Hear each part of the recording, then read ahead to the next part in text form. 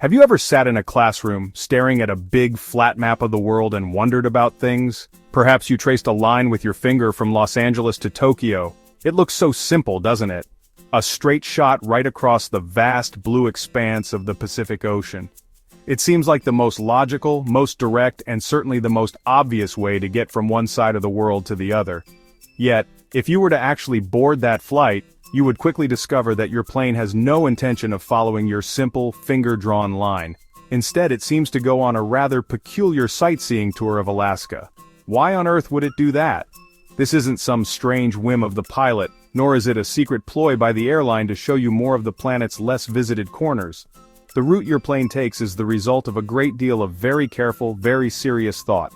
It involves physics, economics, meteorology, and a healthy dose of good old-fashioned common sense. The straight line that looks so perfect on our flat maps is, in the real very round world, a rather terrible idea. The journey from A to B is rarely as simple as it appears, especially when A and B are separated by the largest and deepest body of water on the entire globe. It's a puzzle of epic proportions.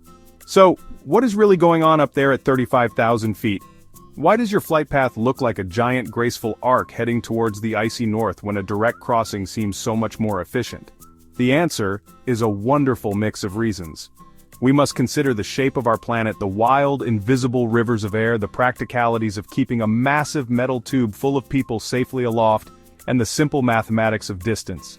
Let's begin with a simple, inescapable fact of aviation. Airplanes need fuel. A lot of it. A modern jumbo jet, like a Boeing 747, can guzzle fuel at a rate that would make an oil baron blush, burning through several tons of it every hour. Every single drop of that fuel has to be lifted into the air and carried along for the entire journey, which means it has weight. More weight means more fuel is needed to carry that weight, and so on. It's a vicious cycle that airline accountants have nightmares about. The single most important factor in planning a long-haul flight, therefore, is finding the shortest possible route to conserve as much of this precious, heavy liquid as possible. You might think, quite reasonably, that the shortest route is the straight line we see on our trusty world map. But here is where our brains, accustomed to living on a flat plane, play a little trick on us. Our planet, as you may have noticed, is a sphere. A straight line on a two-dimensional map does not represent the shortest distance between 2 points on a three-dimensional globe. Imagine trying to draw a straight line on the surface of an orange. The shortest path between 2 points on that orange would actually be a curve that follows its surface, an arc. This is the fundamental and often misunderstood principle that governs all long-distance travel. This curved path, the shortest distance between 2 points on a sphere, is known in the business as a great circle route. And this is precisely why your flight from Los Angeles to Tokyo seems to head up towards Alaska and the desolate reaches of Siberia. That giant arc to the north is, believe it or not, mathematically shorter than flying straight across the middle of the Pacific. By hugging the higher latitudes, the plane is actually saving a considerable amount of distance. Now let's talk about something a bit more sobering. What happens when things go wrong? An airplane is an astonishingly complex machine, a symphony of millions of moving parts all working in harmony. It is also, by any measure, one of the safest ways to travel ever invented by humankind. But, and this is a rather important but, things can, on very rare occasions, go wrong. An engine might fail, a critical system might experience a fault, a passenger might have a serious medical emergency. In these moments, the single most important thing a pilot needs is a safe place to land, and to find one quickly. This is where the vast, empty middle of the Pacific Ocean becomes a pilot's worst nightmare. For thousands of miles in every direction, there is nothing but water. No airports, no landing strips, not even a decent-sized island to aim for. If a plane were to suffer a critical failure halfway between California and Japan on a direct route, the options would be grimly limited. The plane would be hours away from the nearest suitable runway, a terrifying prospect for everyone on board. This is a risk that aviation authorities and airlines are, quite rightly, unwilling to take unless they absolutely have to. Safety is not just a priority in aviation, it is the priority. By flying the northern Great Circle route, the plane is never truly that far from land. The flight path takes it over or near the coast of Canada, Alaska, Russia's Kamchatka Peninsula, the islands of Japan. Along this corridor there is a network of diversion airports, airstrips that can be used in an emergency. Beyond the solid ground of emergency airports and the cold mathematics of distance, there is another, more ethereal force at play, The wind. But we are not talking about a gentle breeze here. High up in the atmosphere, at the same altitudes where commercial jets fly, are powerful, fast-moving rivers of air known as jet streams. These are colossal currents, hundreds of miles wide and several miles thick, that snake their way around the globe. The winds inside a jet stream can reach speeds of over 200 miles per hour, sometimes even faster. For an airplane, flying with or against one of these is like the difference between swimming with or against a strong river current. These jet streams are primarily caused by the rotation of the Earth and the temperature difference between the cold polar air and the warm tropical air. In the northern hemisphere, the most prominent jet streams generally flow from west to east. This is a wonderfully convenient fact for anyone flying from, say, Tokyo to Los Angeles. By carefully planning their route to catch a ride on one of these powerful tailwinds, pilots can significantly increase their ground speed. The plane might be flying at 550 miles per hour through the air, but if it has a 150 mile per hour tailwind, it's covering ground at a blistering 700 miles per hour. Let's return to that classroom map for a moment. The most common type of world map you'll see is called a Mercator projection. It was designed in the 16th century by a geographer named Gerardus Mercator. It was brilliant for its time. Sailors could plot a course using a constant compass bearing. But to make a round globe fit on flat paper, you stretch and distort.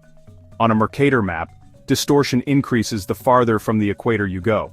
Greenland and Antarctica appear monstrously huge, way larger than reality. This distortion is why our intuition about flight paths is often wrong. Flat maps train us to think in straight east-west latitude lines. We see Los Angeles-Tokyo at similar latitudes and assume a straight line between them is quickest. On the spherical Earth, that's an illusion. Except for the equator, lines of latitude are not the shortest paths. The Earth's circumference is larger at the equator than near the poles. Imagine an ant on a basketball. To reach the opposite point at the same latitude, you have two choices: walk around the ball's circumference or crawl up and over the top. Crawling over is always shorter. So, we've established that the Great Circle route is the secret sauce to long-haul flights. But what exactly is it? A great circle is any circle drawn on the surface of a sphere whose center is the same as the center of the sphere. The simplest example is the Earth's equator.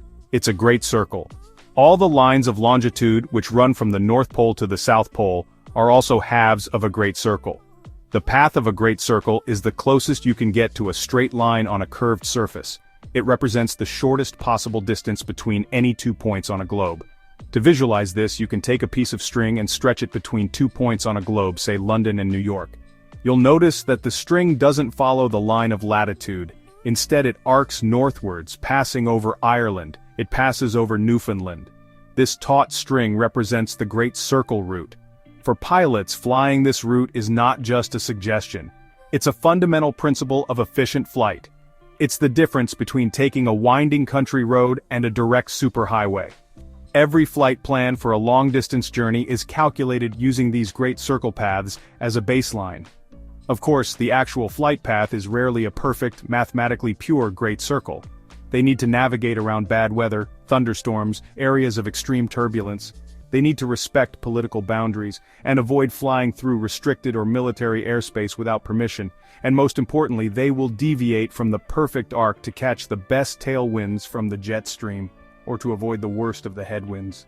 There was a time when the skies were dominated by planes with 3 engines. There was a time when the skies were dominated by planes with 4 engines like the majestic Boeing 747 or the McDonnell Douglas DC-10. This was partly for power, but it was also very much about safety. The thinking was simple. If one engine fails over the ocean, having 2 others to rely on is a very good thing. Having 3 others to rely on is a very good thing. For decades, twin-engine jets were restricted by something called the 60-minute rule, which dictated that they must always remain within 60 minutes of a suitable diversion airport. This effectively made it impossible for them to fly direct routes across vast oceans like the Pacific or the Atlantic. However, as jet engine technology became astoundingly reliable, this rule began to seem overly restrictive. Modern engines are marvels of engineering capable of running for thousands of hours with an incredibly low probability of failure. In response, aviation authorities introduced a new set of regulations. ETOPS, which originally stood for Extended Twin Engine Operations. This was essentially a certification process that allowed specific aircraft models with a proven track record of reliability to fly further away from an emergency airport.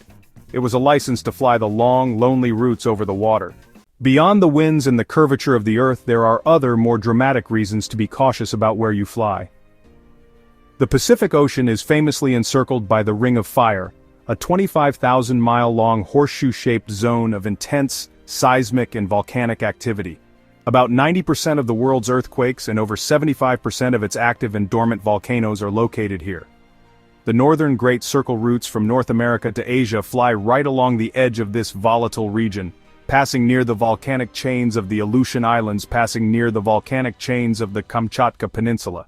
You might think that a volcano is only a danger to those on the ground, but a major eruption can be catastrophic for aviation. A powerful volcanic eruption can spew a colossal plume ash gas, pulverized rock tens of thousands of feet into the atmosphere, right into the cruising altitudes of commercial jets. This ash is not like the soft, fluffy soot from a fireplace.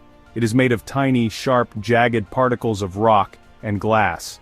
When sucked into a jet engine, this abrasive material can sandblast the internal components.